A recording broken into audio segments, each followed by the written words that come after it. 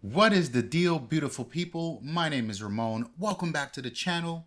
And around here, we talk about any and everything photography all day. Today's topic is indeed an interesting one, and this started from a rumor. I can't remember where I saw the rumor, but less about the rumor and more about the fascinating details around what would happen if this were true. And it was really about camera firmware and paying for camera firmware.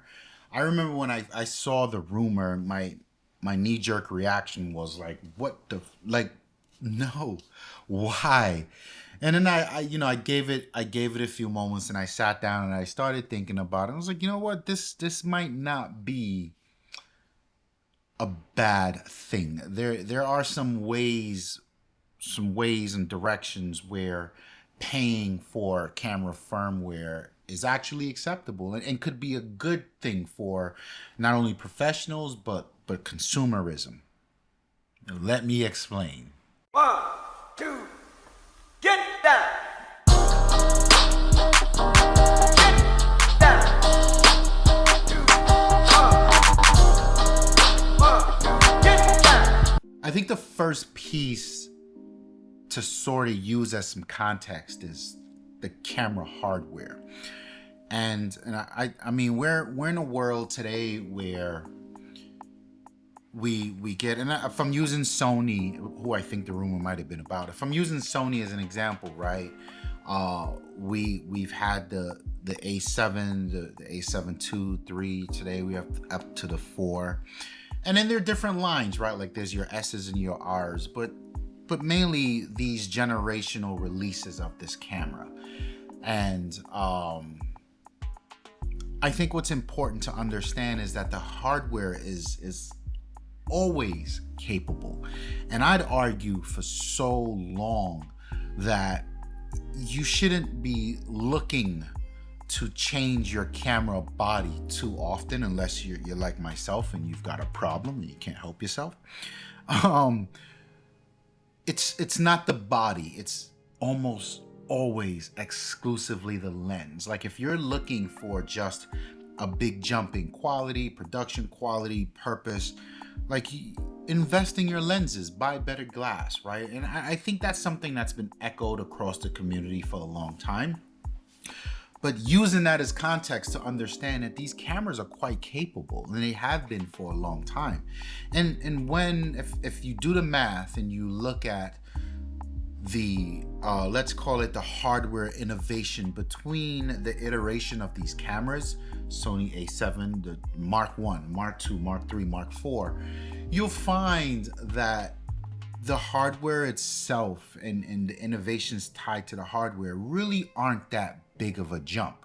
It's just these incremental changes that you get. So you may go from 24 megapixels to 26, from 26 to 33, from 30, right? And everyone in the professional world is happy to tell you that megapixels really, it's whatever. There are people out there still shooting print quality photos on 12 megapixels and 16 megapixels. So yeah, the hardware is definitely not it's not the point that should be used to get you off your ass to spend another $2,000. It's still very capable. Then there's this piece here that I want to make a distinction, because this was a lot of the noise that I saw from the community when this rumor was released. We should really create a hard line between firmware and features, right? So like, okay, firmware could be something like you're getting a firmware update to your hardware, and it further improves the quality of noise, and it further improves the ceiling for noise, and it improves little bugs that existed. It improves better performance, since we're talking Sony, and we know when you're using video they like to heat up, things of that nature. Like this is something that I expect to happen in the firmware budget or bucket, I should say.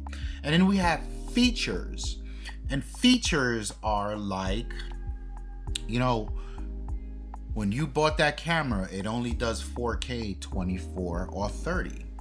But a feature could be you can do 4K 60. Or a feature could be it improves not the autofocus and the way the autofocus works, but it implements an entirely new algorithm for better eye tracking, animal tracking, face detection, right? Or it introduces this new algorithm for how the exposure meter in the camera works. Like, whatever you could dream up that you wish your camera did that you saw in another camera brand, like, these are kind of features. And I think it's important to draw the line between really the operation of the hardware you own and firmware, and the nice to have new innovations and implementations and features. And now that we've made that distinction, what is it that we're asking for? Because I think a lot of us are kind of asking for two different things. So as the Sony a7 IV gets a firmware update that improves the menu system, you've got the people with the Sony A series, the big boy, who are kind of looking over like, well, why can't we get that? That's not a feature, right? That's an operational type of thing that just is a quality of life improvement. And there's no reason that the processor in the camera that I have can't do these things. That's a firmware update. And the question is, how much are you willing to pay for a firmware update, if any? And then we've got the features, right? And the features, I want to break away from Sony and start looking at Fuji. Fuji's got a strict no camera left behind policy. And as long as the hardware itself can support the features, Fuji is happy to throw it in there for you at no cost. But what if they charged, right? So here we are. And it's entirely a personal thing. Are you willing to pay for the firmware? Are you willing to pay for the features? Or is there a world when you're saying, fuck it, I want both. Or you're just saying I shouldn't be paying for anything because I spent $3,000 for this camera and I don't want to be paying for updates and so on and so forth. And I get that perspective, right? And here's where I want to leave. I want to zoom out and leave the camera community as a whole and start looking at our phones, right? Like, if you look at Apple today, what are we at? iOS 17 is about to be released. You can still run iOS 17 on an iPhone 7, right? Like, I'll leave you to do the math and how far back that goes. And they don't charge for this. And what's interesting about this is a premium product from a premium company, and they make their money up front. You've already paid your $1,200 for this device, and as long as the bionic processor or bionic chip in that phone can run said feature, then you'll get it. That's okay for me. And it's not okay for some people, and I get it. And I want to hear from you guys in the comment section below. What version of this is okay for you? Me personally, I think I'm okay to pay for either firmware or features or both. How much? I think I've been going back in my head. Like, is there like a subscription? If I'm paying Sony, because I like this word, Sony tax. So if I'm paying the Sony tax subscription and it's like, I don't know, it's $150 a year and I'm getting all these other features. And in that features, I get the latest and greatest firmware update and features for my camera as they're released on a yearly basis. I like that. Or maybe I don't care about the small iterations that they're introducing for the new features and all of this, because when I bought the camera, it worked. And this is something I preach to a lot of professional photographers when I speak to them.